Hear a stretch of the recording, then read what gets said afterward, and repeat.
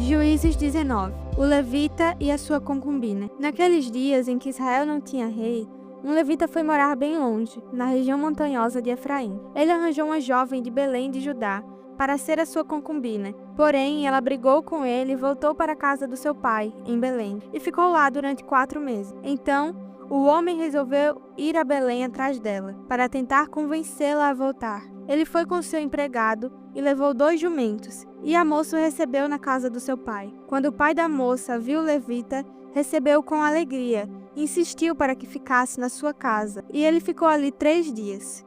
Assim, o casal tomou as suas refeições e passou as noites ali. No 4º dia, eles se levantaram cedo e se aprontaram para ir embora. Mas o pai da moça disse ao levita: "Coma alguma coisa antes de ir, e assim você se sentirá melhor. Você pode ir mais tarde." Então os 2 homens se sentaram e comeram, e beberam juntos. Aí o pai da moça disse: "Por favor, fique mais uma noite e divirta-se." O homem se levantou para sair, mas o pai da moça insistiu muito que ele ficasse. E assim o levita passou outra noite ali. No 5º dia, bem cedo, ele se levantou para ir, mas o pai da moça pediu: "Por favor, coma alguma coisa.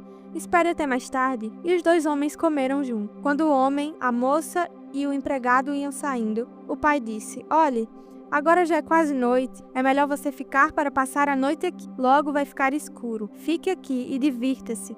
Amanhã você poderá se levantar cedo e viajar de volta para casa." Mas o levita não quis passar lá mais outra noite e partiu de viagem com a sua concubina, levando 2 jumentos arreados. Já era quase noite quando chegaram perto da cidade de Jebus, isto é, Jerusalém. Então o empregado disse ao patrão: "Por que não paramos e passamos a noite nessa cidade dos jebuseus?" Mas o patrão respondeu: "Não vamos parar numa cidade onde o povo não é israelita. Vamos continuar até Gibeá. É melhor a gente andar mais um pouco e passar a noite em Gibeá ou Ramá." Então passaram pela cidade de Jebus e continuaram a viagem. O sol já se havia escondido quando eles chegaram a Gibeá, cidade da tribo de Benjamim. Aí saíram da estrada para passar a noite na cidade. O levita chegou e se sentou na praça, mas ninguém o convidou para dormir na sua casa. E aconteceu que passou por ali um velho que estava voltando do seu trabalho na roça. Ele era da região montanhosa de Efraim, mas estava morando em Gibeá. O povo dali era da tribo de Benjamim. O velho viu o viajante na praça e perguntou: "De onde você é? Para onde vai?" O levita respondeu: "Eu estou viajando de Belém de Judá para bem longe, para a região montanhosa de Efraim, onde moro. Fui a Belém e agora estou voltando para casa, mas ninguém me ofereceu hospedagem para esta noite. Nós temos alimento e palha para jumentos, e pão e vinho para mim, para minha concubina e para o meu empregado. Temos tudo o que precisamos." O velho disse: "Venham comigo, vocês serão bem recebidos na minha casa. Eu cuidarei de vocês. Por favor, não passem a noite na praça." Então ele os levou para a sua casa e deu de comer aos jumentos. Os seus hóspedes lavaram os pés, comeram e beberam. Enquanto eles conversavam alegremente, alguns homens imorais daquela cidade cercaram a casa e começaram a bater na porta. E disseram ao velho: "Traga para fora o homem que está na sua casa. Nós queremos ter relações com ele." Aí o velho saiu e disse: "Não, meus amigos, por favor, não façam essa coisa tão má e tão imoral. Este homem é meu hóspede. Olhem, estão aqui a minha filha virgem e a concubina dele. Eu vou pôr as 2 para fora, e vocês poderão fazer com elas o que quiserem. Mas não façam essa coisa horrível com este homem." Mas eles não quiseram ouvi-lo.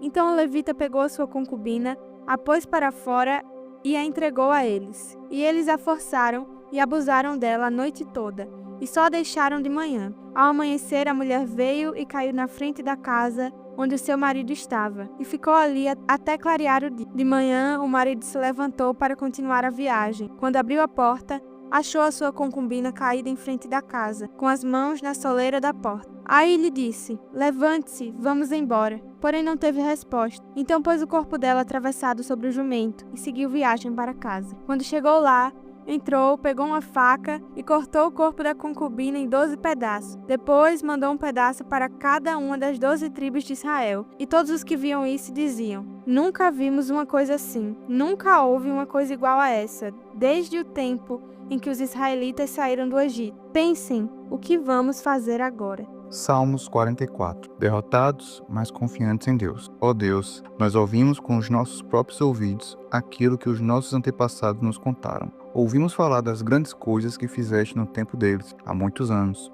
Eles contaram como expulsaste os povos pagãos e puseste o teu povo na terra deles. Contaram como castigaste as outras nações e fizeste o teu povo progredir. Não foi com espadas que os nossos antepassados conquistaram aquela terra. Não foi com o seu próprio poder que eles venceram. Eles venceram com o teu poder, com a tua força e com a luz da tua presença. Assim, tu mostraste o teu amor por eles. Tu és meu rei e o meu Deus, tu dás a vitória ao teu povo. Com o teu poder, vencemos os nossos inimigos e, com a tua presença, derrotamos os nossos adversários. Não é no meu arco que eu confio e não é na minha espada que me dá vitória, pois foste tu que nos livraste dos nossos inimigos e vencestes aqueles que nos odeiam. Nós te louvaremos o dia todo.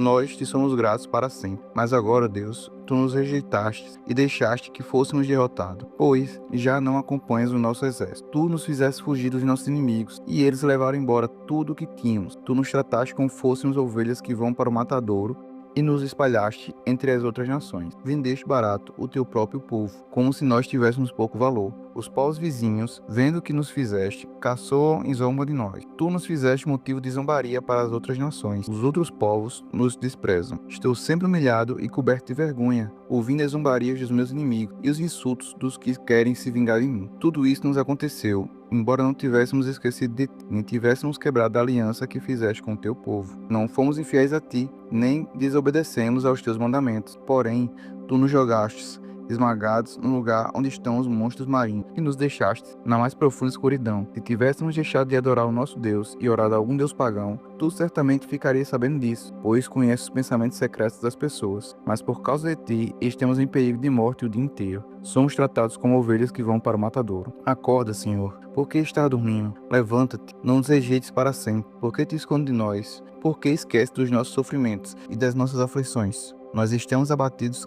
caídos no chão, estamos vencidos, jogados no pó. Levanta-te e vem ajudar-nos, salva-nos por causa do teu amor. Atos 22, versículo 30. Paulo diante do Conselho Superior. O comandante queria saber com que certeza por que os judeus estavam acusando Paulo.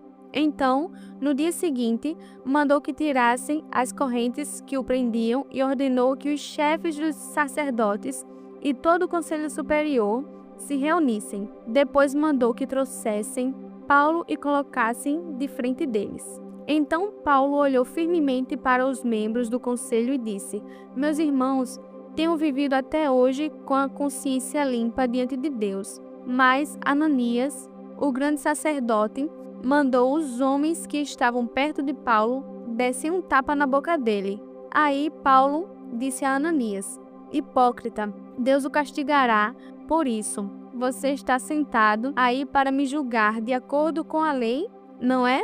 Então, como é que mandou bater em mim? Isso é contra a lei. Os homens que estavam perto de Paulo perguntaram: Você está insultando o grande sacerdote, o servo de Deus? Paulo respondeu: Meus irmãos, eu não sabia que ele era o grande sacerdote, pois as escrituras sagradas dizem: Não falem mal de nenhuma das autoridades do seu povo. Quando Paulo percebeu que alguns dos conselhos era do partido dos saduceus e outros do partido dos fariseus, disse bem alto: Meus irmãos, eu sou fariseu e filho de fariseus. Estou aqui sendo julgado porque creio que os mortos vão ressuscitar. Assim que ele disse isso, os fariseus e os saduceus começaram a discutir, e o conselho se dividiu. É que os saduceus não creem que os mortos vão ressuscitar, nem que existem anjos ou espíritos, mas os fariseus creem nessas coisas. E assim, a gritaria aumentou ainda mais. Então alguns mestres da lei, que pertenciam ao partido dos fariseus, se levantaram e protestaram. Eles disseram: Não vemos nenhum mal neste homem. Pode ser mesmo que um anjo ou um espírito tenha falado com ele. A briga chegou a tal ponto que o comandante ficou com medo de que Paulo fosse despedaçado por eles.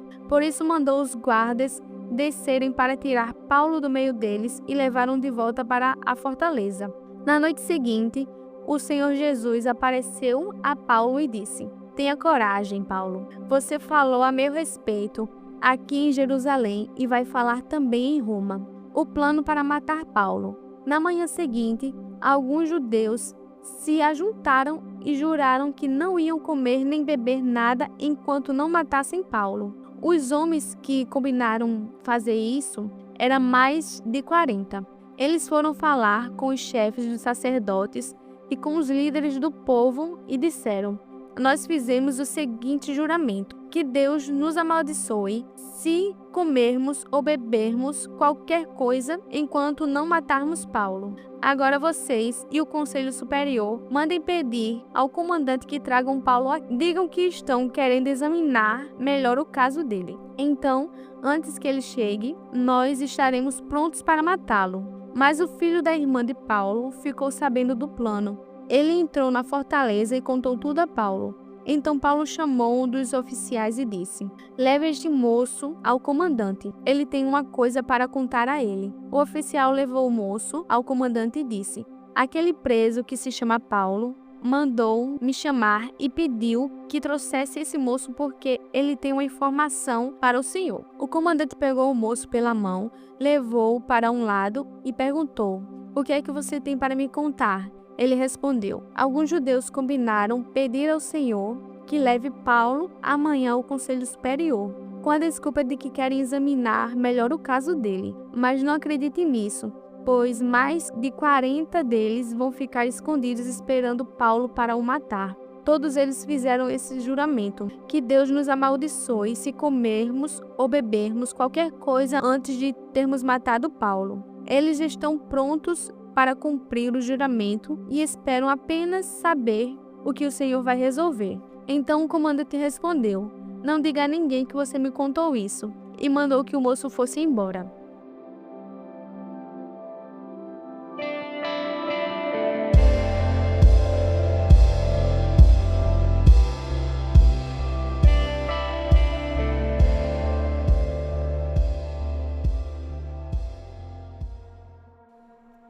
Para finalizar mais um devocional, vamos orar.